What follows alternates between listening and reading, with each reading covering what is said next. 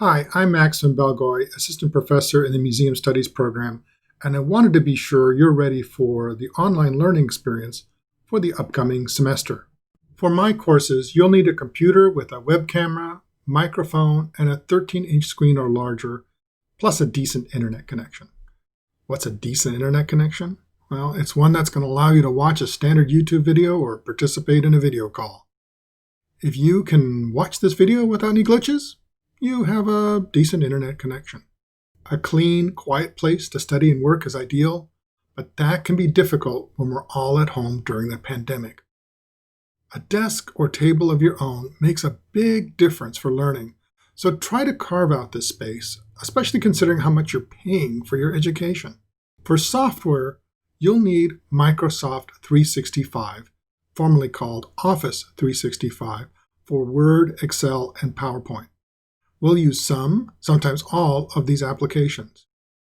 You can obtain a free copy of Office 365 from GW's IT Office. You can use Google Docs and Apple's Pages, but I found that students often have difficulties creating the professional reports and presentations expected for my courses and for a career in museums. We may also be using web-based applications such as Google Maps and PolicyMap, but I'll teach you how to use them. Gelman Library offers several helpful resources, including workshops. You'll see them here in the bottom corner of their homepage. Research guides.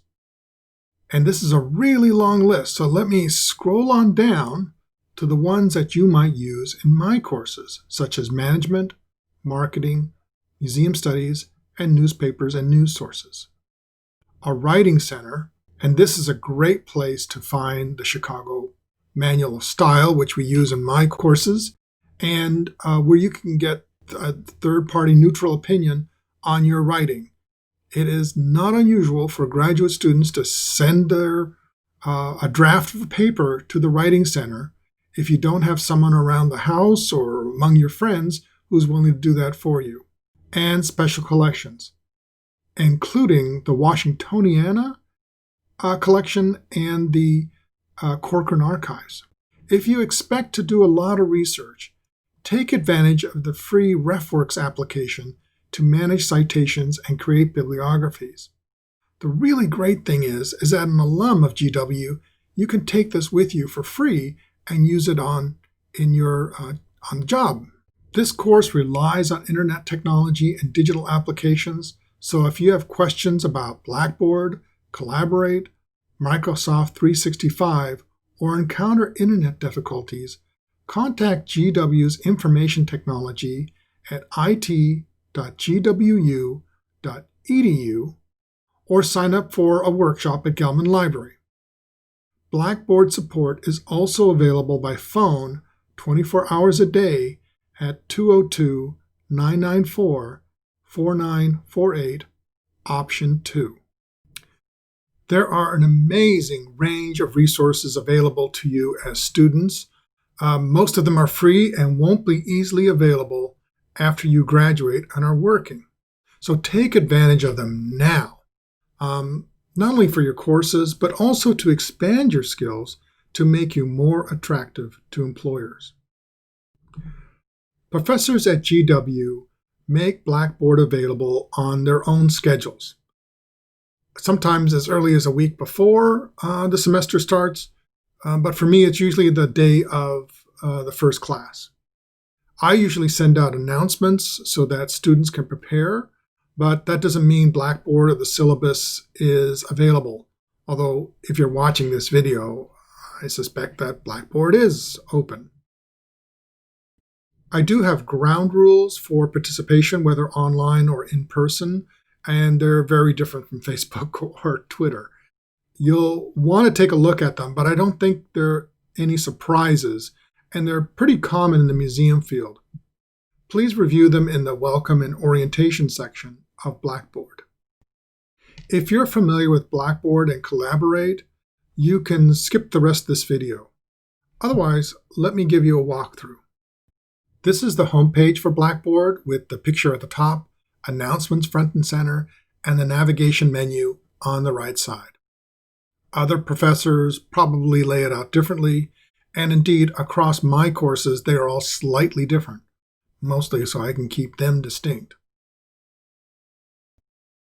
Course announcements will be posted here and sent via email to your gwu.edu account. This is a good reminder to check your GW email regularly.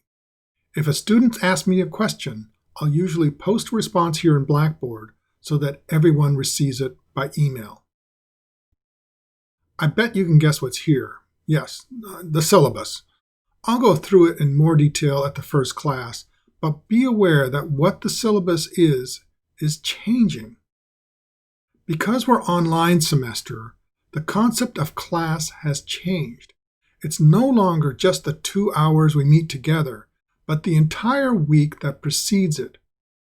You'll have exercises and assignments happening throughout the week, so don't fall into the habit of doing everything the day before class. You won't have time to do it all. Plus, in some cases, you're providing some information to a discussion board or a wiki that your colleagues need. Look ahead to the readings and tasks for the next class time, and reserve time in your schedule. I found it helpful to treat my calendar as a to-do list by assigning tasks to a specific day and time. Electronic resources, or reserves, contain digitized materials which vary by course. It's usually articles or chapters in books, but it can include historic documents, images, or reports. There are a couple things to keep in mind. Things should be listed alphabetically, but sometimes they get out of order. Sorting is not automatic in Blackboard, so the librarians and I have to move materials manually into place. Sometimes we get it wrong, and whenever we add something new, Blackboard puts it at the bottom of the list, so you may have to hunt around a bit. Secondly, Blackboard provides materials not available through Gelman Library. In the syllabus, I provide full citations so you can access resources at Gelman Library. You'll maintain your library research skills and increase the chances of finding a related article or book. Occasionally things do get lost or misplaced, so if you can't find something in Gelman or in Blackboard, ask me. Collaborate is our online meeting space within Blackboard, and it works very much like Zoom or WebEx.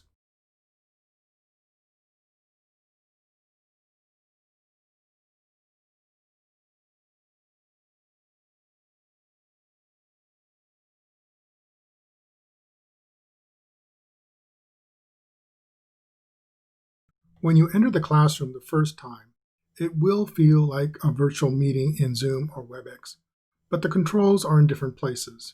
In this case, 4 different places, which can be confusing. Number 1, the Content Presentation Tools shows your profile picture and contains a pop-up menu to respond to questions or leave the meeting, the audio and video mute button, and a raise your hand button.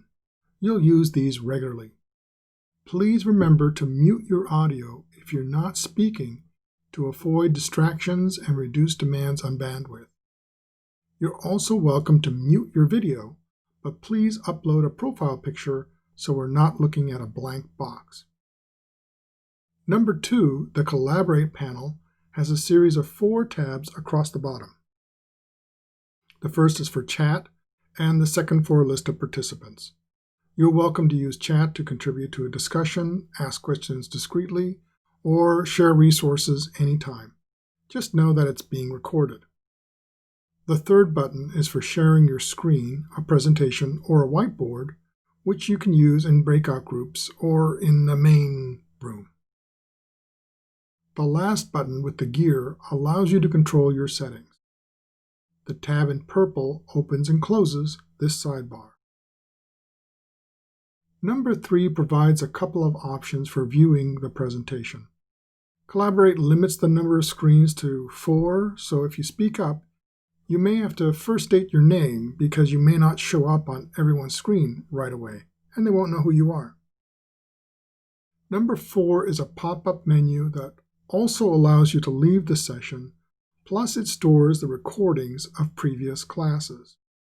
Recordings will be automatically placed here, but Collaborate requires a couple of hours to compile the videos.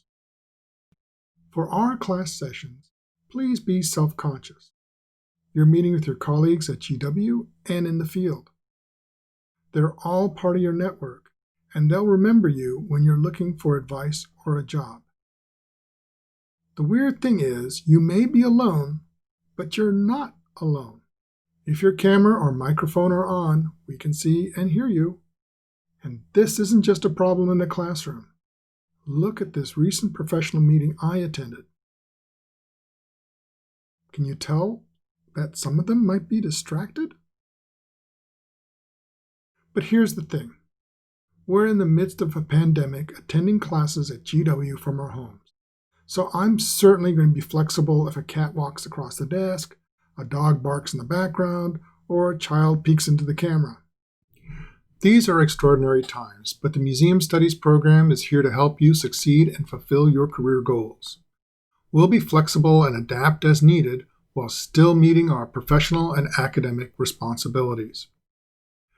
During this time, I ask that you also be flexible with your fellow students and your professors because they're also going through the same experiences. They're going to have good and bad days. They'll be trying to learn online and teach online, trying to get used to the technology, and working from home. It isn't easy, and I get it. The good news is that we can safely offer these courses during a pandemic. When I was in graduate school in the 1980s, this wouldn't have been possible. Now, thanks to the internet, we can meet, discuss, and learn from each other with people across the United States and even around the world. That gives me great hope. Now, have fun, go explore Blackboard, and I'll see you soon on the classroom on our Internet Superhighway. Thanks for watching. See you soon. Bye-bye.